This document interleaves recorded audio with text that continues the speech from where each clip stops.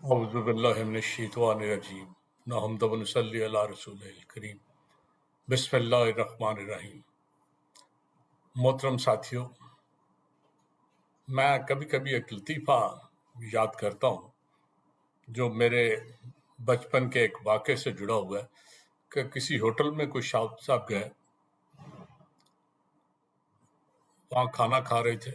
وہ اس ہوٹل میں ان کا روز کا آنا جانا تھا، بغیر ناغے کے وہیں کھانا کھاتے تھے، لیکن ہر دفعہ جب بل دیتے تھے تو بیرے کو بلا کے جھڑکتے کہ اس میں یہ خامیاں، اس میں یہ خامیاں، یہ کیا کیا ہے آج کھانے میں، یہ نقصان۔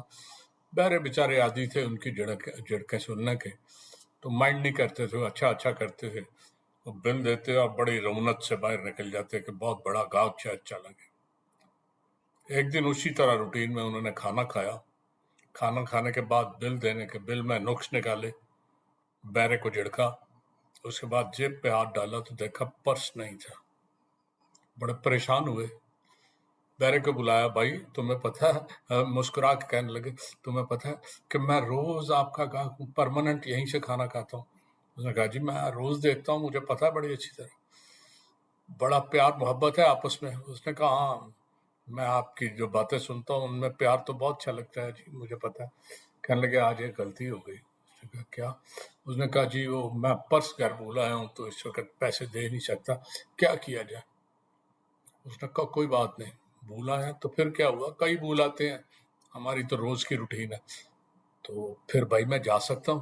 اس نے کہا بالکل چلے جائیں، لیکن ایک چھوٹا سا کام آپ کو کرنا، وہ سامنے جو کھونٹی ہے نا اس کے نیچے اپنا نام، پتہ اور فون نمبر لکھ دیں۔ کہنے لگے کیسی بات کر رہے ہو، یہاں میرے جاننے والے آتے ہیں، وہ دیکھیں گے کیا کہیں گے کہ اس نے پیسے دینے ہیں۔ اس نے کہا کوئی نہیں دیکھے گا، آپ کا کوٹ اوپر ٹانگا ہوگا ہم نے۔ تو ایسا ہی کچھ واقعہ میرے ساتھ پیش آیا۔ ہوا یہ کہ نئی نئی ہم نے میٹرک کی، ایف ایس سی کے طالب علم تھے۔ ایک سرور ہوتا ہے جب آپ بڑی سینئر کلاس میں چلے جائیں نا، تو تھوڑا سا جو 67 کی شاید بات ہے یا 8 کی، تو ان دنوں میں ایف ایس سی کا طالب علم تھا۔ میٹرک کے بعد ایف ایس سی میں آنا، ان دنوں کپڑے بلیزر کالجوں کا بڑا اسپیشل نشانی سمجھی جاتی تھی کہ فلاں کالج کا طالب علم ہے تو یہ بلیزر، تو بلیزر پہن کے نئے نئے ہم نے بڑا چوڑے ہو کے گھر واپس آنا، تو محلے کا پہلے چکر لگانا، پھر آ کے بلیزر اتارنا، تو ایک خمار سا تھا۔ تو ہمارے ایک سینئر تھے، وہ میرے پاس آئے، کہنے لگے پڑھ رہے ہو؟ میں کہا ہاں جی پڑھ رہا ہوں۔ میں نے ایک کام کیا ہے تمہارے لیے۔ میں نے کہا جی میرے لیے کیا آپ نے کیا؟ کہتے ہیں میں ایک تنظیم بنا رہا ہوں، بہت بڑی تنظیم ملکی لیول پہ، ہم حکومت کے حالات سے مطمئن نہیں، میں چاہتا ہوں کوئی انقلاب آ جائے۔ میں نے کہا وہ تو میں بھی چاہتا ہوں، میری زندگی میں بھی کوئی آ جائے تو بڑی اچھی بات ہے۔ تو کہنے لگے میں تمہیں ساتھ رکھوں گا اور ہم بڑا نیکی کا کام کریں گے۔ بہت اچھا جی۔ 2 دن بعد آئے کہ میں نے ایک تنظیم بنائی ہے، ہزاروں لوگ اس میں شامل کر لیے ہیں، لیکن عہدے صرف میں اپنے دوستوں اور بھائیوں کو دوں گا، تم میرے دوست ہو، میرے بھائی ہو، اس لیے تمہارا ایک عہدہ ہے۔ میں بڑا خوش ہوا کہ دنیا میں کوئی بندہ ایسا تو ہے جس نے مجھے بھائی یا دوست سمجھا۔ تو میں نے کہا جی آپ نے جو کیا آپ کی مہربانی ہے۔ کہنے لگے تم میری تنظیم کے کلچرل سیکرٹری ہو۔ اچھا کلچر کا میں نے بڑا سنا تھا، یہ بھی بڑا سنا تھا کہ سکھ کہتے ہیں کہ آپ کا اور ہمارا کلچر ایک ہے۔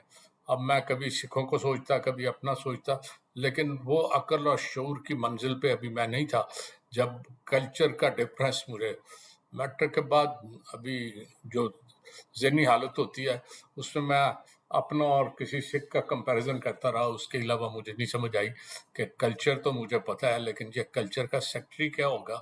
بہرحال 2 دن بعد انہوں نے کہا کل میرے ساتھ چلنا ہے، زبردست پریس کانفرنس ہم کر رہے ہیں، گورنمنٹ کو ہلا کے رکھ دیں گے۔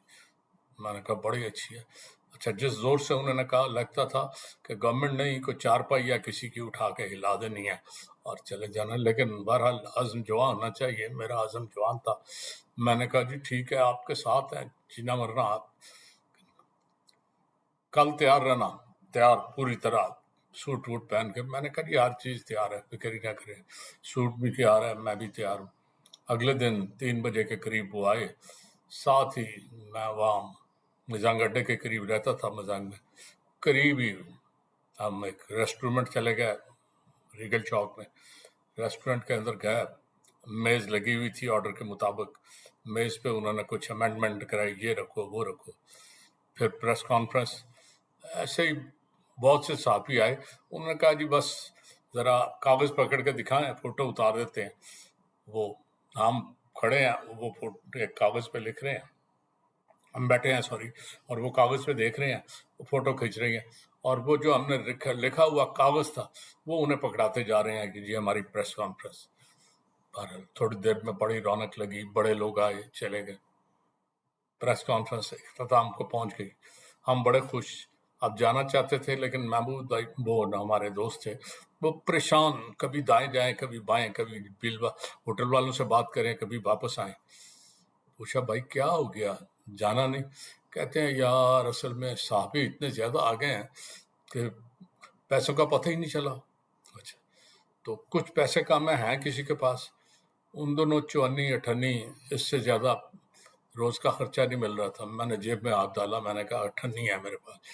جپٹ لی انہوں نے فوراً، کہنے لگے ابھی بھی 2-3 روپے کم ہے. اچھا پھر کیا کیا جائے؟ اب چائے بھی سستی ہوتی تھی، ہوٹل کا بل بھی کوئی زیادہ نہیں ہوتا تھا، لیکن ہمارے پاس پیسے بھی زیادہ نہیں ہوتے تھے. چنانچہ وہ پریشان. تھوڑی دیر بعد انہوں نے اپنا کوٹ وہاں رکھا اور ہم واپس گھر کو آئے. وہ انقلاب جو ہم ان کے ساتھ ڈھونڈنے نکلے تھے، وہ انقلاب تو پتہ نہیں کہاں گیا، وہ خود بھی غائب ہو گئے.